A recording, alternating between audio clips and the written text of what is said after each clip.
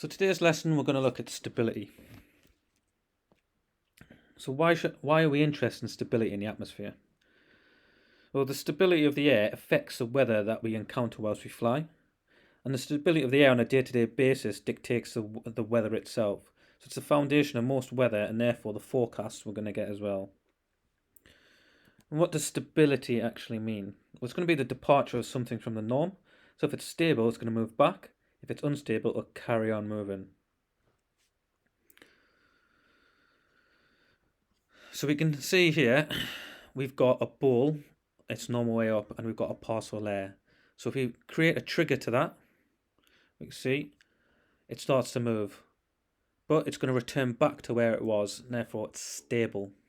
If we invert a ball now, and we provide a trigger to our parcel of air or our marble, you can see as it moves, it's going to continue moving, and that's going to continue climbing away, and that's where we get it unstable. So next we're going to look at lapse rates.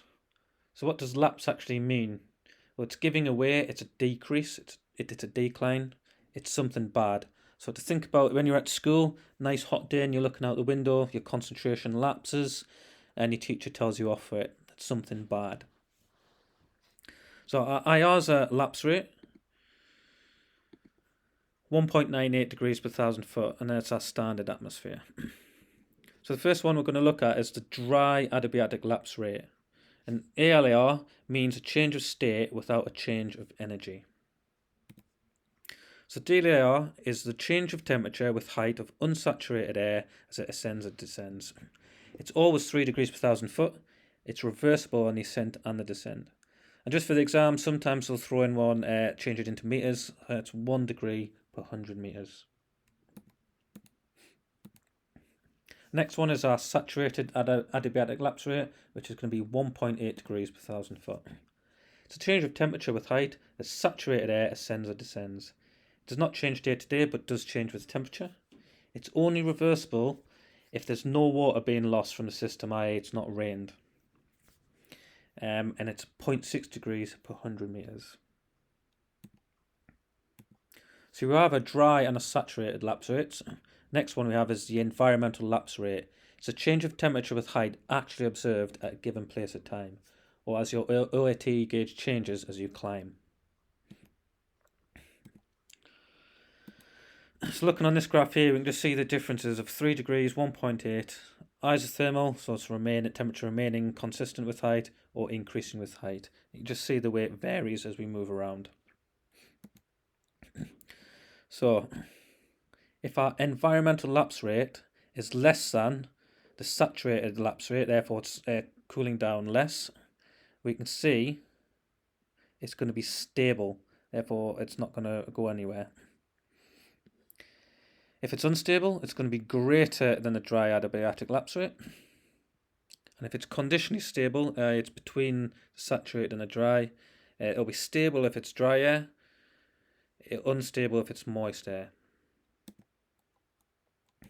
So looking at the graphs here, we've got 3 graphs starting at 15 degrees, climbing up to 1,000 foot.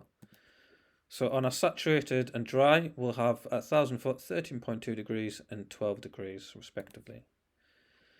We've got an environmental lapse rate of 4 degrees per 1,000 foot. So we can see the actual temperature observed is 11 degrees. This is going to give us absolute instability. So we can see whether we've got a dry parcel of air or a wet parcel of air, that temperature is warmer than the actual lapse rate we're seeing, and therefore it's unstable, it's going to continue to climb. Next one, so again we can see 12 and 13.2 degrees, but this time we've got an environmental lapse rate of 1 degrees per 1,000 foot. So we can see it's only going to be at 14 degrees. And this is where we're going to have absolute stability. So this time we can see our dry or wet parcel of air is cooler than the surrounding environment, and therefore it's going to sink back down, it's going to be stable. Then finally we're going to look in between. So this time we've got an ALR of 2 degrees per 1,000 foot. So we can see it's now going to be 13 degrees. And this is where our conditional stability is. So we can see if we had a dry parcel there, It's not lost anything, and therefore it's cooler and therefore more stable and will descend back down. Our saturated, you can see, is actually warmer, although only slightly, so will continue to rise. And that is our stability. This final graph to look at again, so we can just see effectively, if anything is on this side of the graph, we can see, or we're going to get stable, smooth, that stratiform type cloud is. If we're on the unstable side, that's where we get our fluffy clouds, fierce clouds, our CBs, our thunderstorms, that unstable atmosphere. Stability complete.